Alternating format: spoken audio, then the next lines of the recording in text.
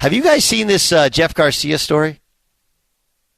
With what he said about Mina Kimes? Did you not. familiar with this? I did not. Byron, you seen this? Yeah. I read his social media post, I believe. Was it an IG post? I think it was an IG post. Here's what he said. Who in the hell is Mina Kimes, and when was the last time she threw a touchdown pass in a game? Never, ever has she taken a snap or can truly understand the ability, mindset, the physical and mental toughness it takes to play quarterback position or any position in the NFL. The fact that there are people out there given a platform to talk about something that they have never done is hilarious, and that's how you have to look at it. Look at her. She's a joke.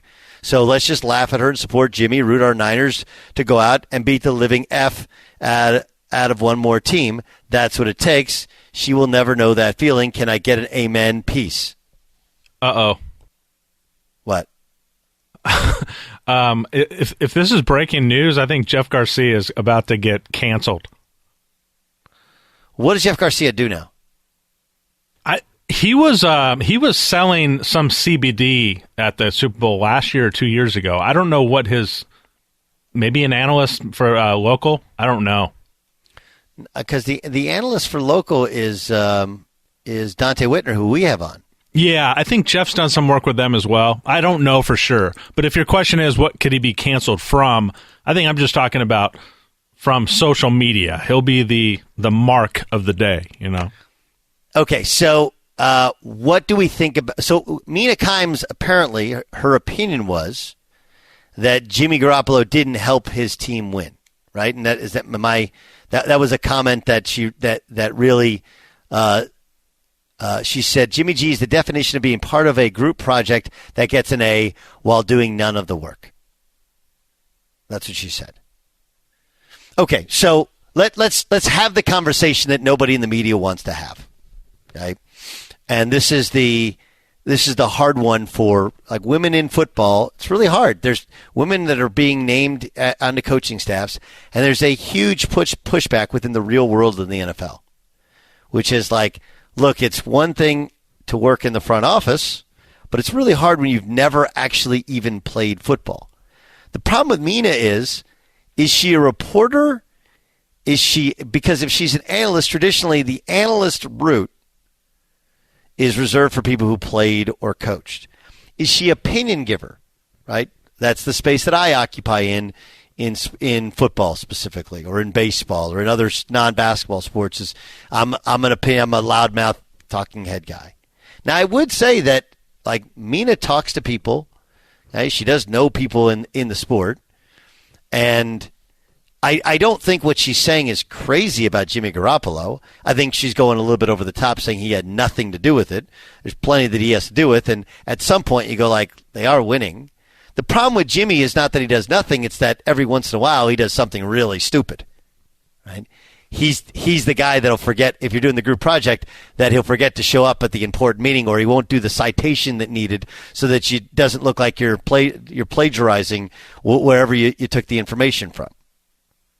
Do I think her critique is overly harsh? Sure. Do I think she has the right to give it? I think it depends upon the platform. Depends upon the platform. But it is hard to go like, when you start to get, because she's is she still an analyst for Rams preseason games? I know she did it this year. She did it last year as well. Yeah. And she has, what's his name? That used to be running back for the Jags and for UCLA. Maurice Jones-Drew. Yeah, Maurice Jones-Drew.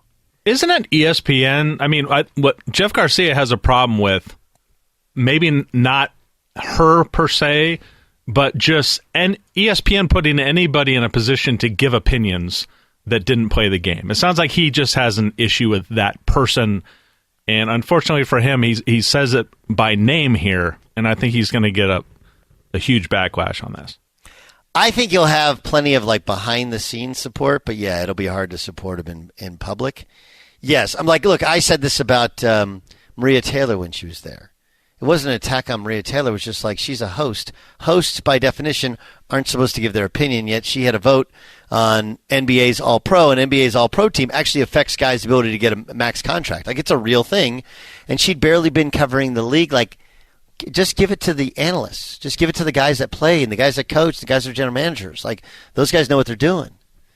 And having worked there, I know, and she's a star on the rise. She's working in so many different things. Somebody shoves a piece of paper in front of your face like, hey, we need your list of all pros, and we need it by the end of the night. You're like, okay. And you leave somebody out. Like, I've done that with, we need your top your one seeds. You forget something. Like, oh, man, I totally forgot Duke. Like, just happens. But sometimes it's that you're overworked. Sometimes it's not your field of expertise. Not your field of expertise. Like, we're looking. Mina, I'm sorry. Go ahead. We're watching Around the Horn right now, right, with the sound down, and she's on, literally speaking right now, and that is a platform for sports writers, and it's positioned as such. These are opinions from sports writers. Correct. I think what Garcia has an issue with is that she's on that NFL show, NFL Live. She's on the NFL Live show, and it's she's very opinionated, and she says it with conviction. And I think that's what kind of offends Jeff Garcia's sensibilities. And I think you're right. I'm going to tell you right now, I think it offends most people in football. Correct. It's not, because it's not just that she's never been in the front office. She's a writer. And that's what they all those guys, and it's the same in basketball, it's the same in baseball. It's not the look, and it's really, really hard to be a woman in what used to be a male-dominated place of sports media. She has a place. I'm not saying she does not belong on TV, even talking about football. But when you get on a show where you got Orlovsky breaking down all this tape, right, who played the position, who's kind of savant at the position, you have Keyshawn Johnson, who, granted, may not do the legwork of Mina, right? May not have talked to as many as Mina, but Keyshawn Johnson was a great player, a number one overall pick in the NFL. It doesn't mean that he knows more about every different discussion than Mina does, but from firsthand experience. That show needs to decide what it is. If it's because there was a time when it went to NFL Live was all the reporters and nobody watched, and now they got Orlovsky on and it's great, right? And you have Marcus Spears, who's great. And they're all going to come out and protect her and defend her because they know she does a lot of work. But the fact is that, like, she's literally never played football. She hasn't worked for a football team. There's a lot of things she doesn't know. And so it's really hard. Look, it'd be hard for me to do it. Now, the difference would be, I would say, is like, look, when you play professional sports, you understand that things work a lot differently than outside. And I have a lot of convictions in things I say, but I would also cite a conversation I had with somebody else. Hey, I talked to a general manager in the league, and they were telling me that you just can't equate him to winning like you can Pat Mahomes. He's not always the reason that they win. He's just got to be not a reason that they lose. Like, that's a different comment. I just think that show is a what is it show where they've thrown a bunch together. Does it work? Because I think Laura Rutledge is awesome. She's the host. And she'll make comments, but she doesn't necessarily make opinionated comments. I know it's a hard play. It's a hard place to be in the world of athletics when you haven't played, you haven't coached. Yes, John Ramos. Do you think then that his point of view is valid because he did play, and is that a valid point? Whether or not you think it's a what's the word that you used? It was like non-PC, I guess you would say. Is it a valid point because he did play football? He was the quarterback of the San Francisco 49ers. He did play in big games. Is it a valid point to say that, or should you just be quiet and just kind of let bygones be bygones and look, everybody does what they do. Look, I was in radio where people that were like never in radio in their life, and they were like, oh, he's going to be a radio host. What does he do? He's a lawyer. Like, guy never went to radio. Everybody thinks it's easy to do it, right? So it's kind of like this whole thing about, I went to radio, I went to school, I was in radio production, I did all this stuff. And then, like, the guy who's like got the hosted job was like a lawyer. Like, oh, okay. Well, look, I would say, right? I think he comes out as like just super Jimmy defender. I think what you have to do is you have to say, it comes off as angry, get off my lawn guy. Whereas if you just said, look, Mina Kimes is entitled to her opinion, but I struggle with her opinion considering she didn't play football. She doesn't coach football. She hasn't been, she's a reporter. And so in terms of reporting, it's, I have but if you're going to give me actual football analysis, I struggle to or maybe, but when he's like, he went way over the top. He went way over the top. Do I think you have to have played in the NFL to talk about the NFL? Of course not. There's plenty of guys who play in the NFL that can't tell you anything. Most of the guys can, but sometimes they can't put it together and they're not articulate enough. But I just think that you have to find the right avenue and vehicle and way of relating it. And I think sometimes ESPN does the damage in she right now is they're trying to find a home for her. They think she's talented. They're trying to find a home for her. That's why she's on every different show. They like her, but they don't really know how to use her. Putting her on NFL Live when you have those other guys on there, it can be hard for football guys to take. Again, that doesn't mean like Jeff Garcia's opinion is the end-all be-all, and it doesn't mean that what she said is wrong. I would say that is an opinion that is shared by a lot of people. Not by everybody, but by a lot of people. Look, I've told people this all the time. Doris Burke is a groundbreaking broadcaster. Not because she's a woman, because she didn't play in the NBA. She didn't coach in the NBA. She's not a general manager in the NBA, and yet she's doing some of the biggest NBA games. Of course I will champion Doris Burke.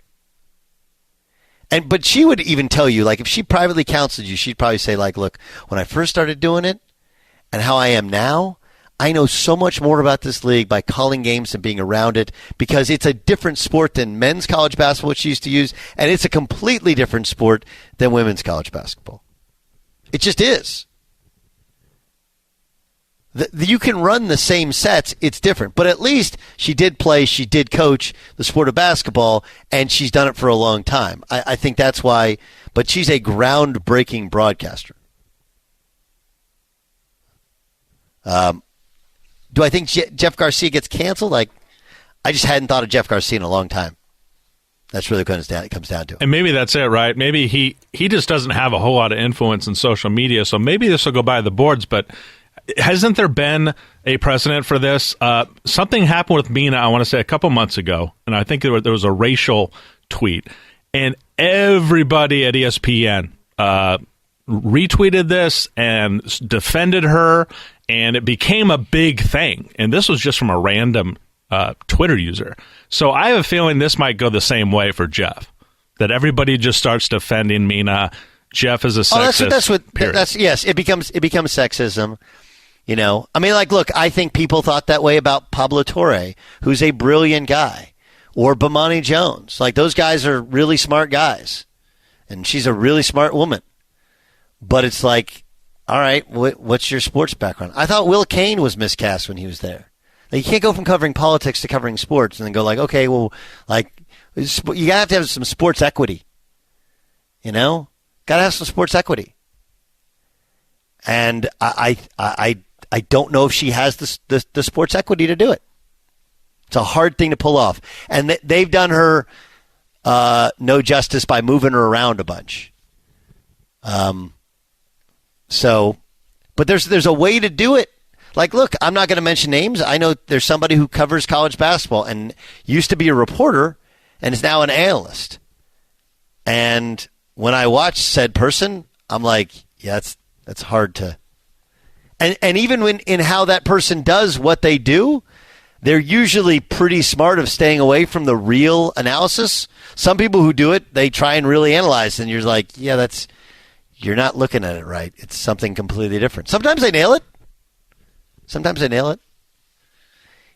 Analysts, you got to have some equity in the sport. You just do. It's different than sideline.